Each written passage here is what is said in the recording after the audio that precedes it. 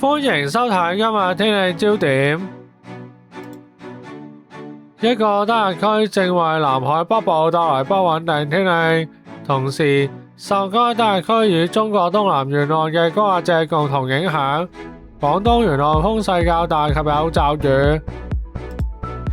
強烈季候風信號現正生效，戀海要注意大風帶來嘅危險。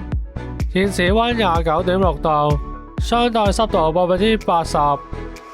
預測大致多雲，有幾陣驟雨，局部地區有狂風雷暴。明日氣溫介乎27至32度，吹清勁東至東南風，離岸吹強風，初時高地間中達烈風程度。展望隨後2-3日天氣漸轉不穩定，間中有驟雨及雷暴。位於南海北部嘅低壓區會稍為發展，並喺明日橫過海南島。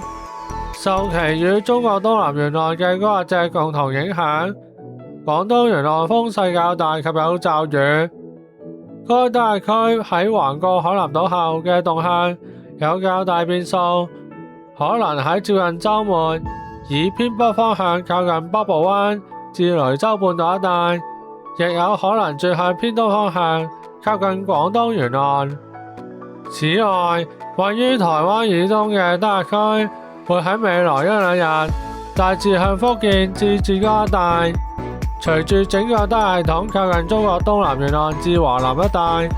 週末至下周初該區天氣不穩定，驟雨增多及有狂風雷暴。